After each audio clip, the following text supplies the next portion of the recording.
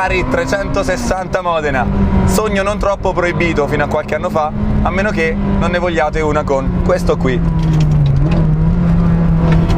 Una delle ultime, anzi la penultima berlinetta di Maranello, disponibile con cambio 6 marce manuale, con la tipica e classica griglia Ferrari a selettore cromato.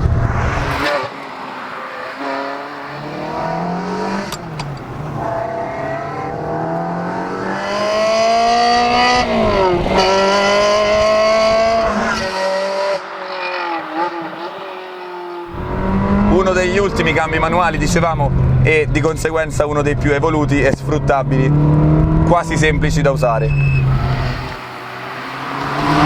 L'espressione rassicurante che ha la 360 con questo sorrisetto è in netta contrapposizione con l'esperienza di guida. Non è assolutamente semplice come sembra, è prevedibile, è anche sfruttabile, ma non bisogna assolutamente fare l'errore di sottovalutarne il comportamento su strada. Il motore centrale posteriore regala un certo equilibrio, ma da qui a parlare di semplicità di guida siamo molto distanti.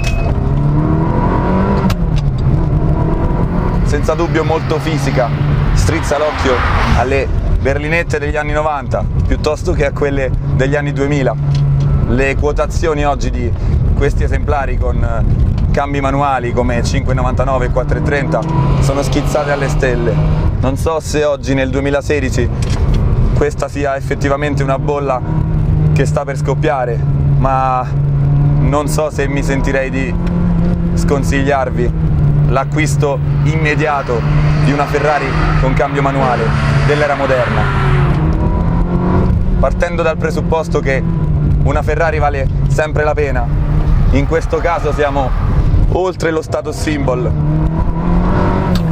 Qui il piacere di guida è ancora meccanico, niente manettini sul volante, niente palette, niente monitor, niente LED.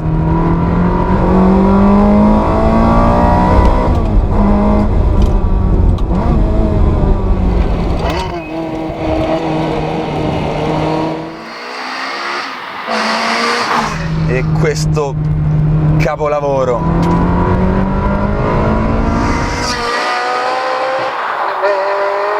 Le 360 Modena e le 575 Maranello erano spinte molto sul cambio elettroattuato al volante monofrizione. Come spesso accade, le mode si rivoltano e oggi un appassionato che compra una Ferrari che era ancora disponibile con il manuale nella configurazione semiautomatica viene anche guardato male.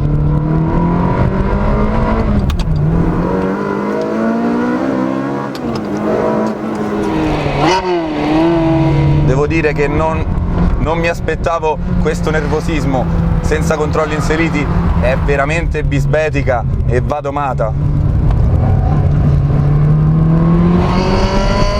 L'esemplare in prova non ha gomme freschissime ed è reduce da qualche giro di pista a Monza, quindi non mi sento di bocciarne il retrotreno, senza considerare il fatto che le gomme non sono al 100%, ma realizzo facilmente che telaisticamente e strutturalmente è un'auto molto sovrasterzante e non semplice da contenere una volta che il sovrasterzo è innescato. Tendo a dimenticare qualunque altra cosa in favore del piacere che provoca il cambio manuale.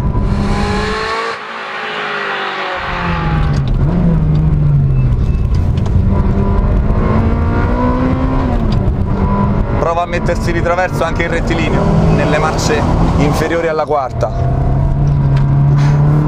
È veramente adorabile il modo in cui cerca di scapparti abbastanza amichevolmente, ma devi essere capace.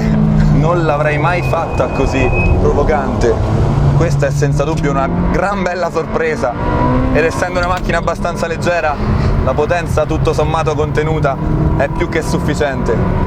Oltretutto vi sfido a sfruttarla tutta su una strada come questa, non è per niente semplice. Il muso è molto leggero, ma è altrettanto preciso.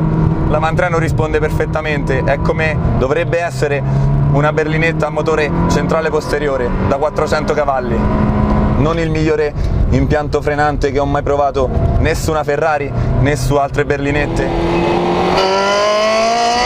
ma è un problema che è stato ampiamente risolto sulla sorella cattiva, la tremenda Challenge stradale. Per le prestazioni che ha questo impianto, che come sentite inizia a fischiare, è sicuramente qualcosa meno di quello che dovrebbe per sentirsi in sicurezza, spingendo insistentemente sul pedale destro. La sensazione spesso è quella di aver bisogno di 3 piedi, perché 2 dovrebbero stare sul pedale centrale per far sì che freni come vorremmo. Non è un problema di forza del pilota, è un problema di, a mio avviso, diametro dei dischi anteriori che sono forse sottodimensionati. Al contrario, le misure non eccessive dei pneumatici la rendono molto agile sul misto stretto, a patto di fare i bravi in uscita di curva e in ingresso. Se da una parte è forse una nota di demerito, dall'altra devo dire che non mi dispiace per niente che sia così sensibile all'acceleratore. Nonostante io adesso sia senza controlli, cosa che si può fare anche con le successive berlinette di Maranello, mi sento abbastanza sicuro, ma è un mio sbaglio, non dovrei.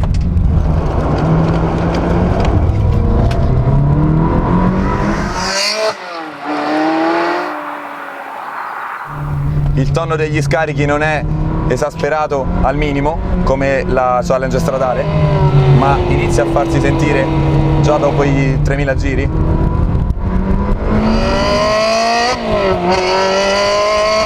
Cambiando completamente voce. Non è la Ferrari devastante che potrebbe essere oggi la 458, ma a suo tempo la serie 360 è stata un gran bel cliente per chi amava track day e giornate in pista. La sensazione di avere in mano un oggetto raccolto intorno al pilota, non estremamente ingombrante su strada, leggera anche nel disegno, spinge la mia asticella di gradimento verso un buon voto 7,5-8. Il vuoto aspirato ad albero piatto ha un sound oltre i 7000 giri che regala il divertimento giusto, fino a qualche anno fa anche al prezzo giusto. Come accennavo poco fa, non ha l'aria nell'espressione di una macchina arrabbiata, ma anzi di un'auto sorridente. La sua faccia appartiene all'epoca in cui Ferrari ha tentato un esperimento, a mio avviso, di design e di stile che cozzava un po' forse con il decennio precedente. Questo vale, a mio avviso, soltanto per il frontale, perché il posteriore è praticamente perfetto, soprattutto in questa versione con la griglia nera che la rende molto più cattiva e tesa. In ogni caso, ancora oggi quando vediamo passare un 360 Modena ci giriamo tutti. Pochi dettagli hanno reso poi la Challenge ancora più appetibile agli appassionati, aggiungendo cerchi più grandi e di disegno più sportivo, le 2 labbra anteriori più pronunciate e una serie di altri accorgimenti di cui parleremo quando proverò una Challenge stradale. Gli interni appartengono ancora all'era analogica, quindi abbiamo ancora gli stupendi quadranti Ferrari con contagiri al centro, un parabrezza avvolgente con montanti molto esili, specchietti disegnati dal vento che fanno venire voglia di toccarli con le mani mentre si guida. Non si vede il muso della macchina, ci si sente proiettati direttamente sull'asfalto da dietro il volante. Tutto questo aiuta nell'esperienza di guida, tenendo sempre conto del fatto che non è un'auto semplice né sicura da un punto di vista di guida al limite. Il problema è che è veramente difficile evitare di cercare il limite su una macchina che fa un rumore come questo e che ha un avantreno come questo.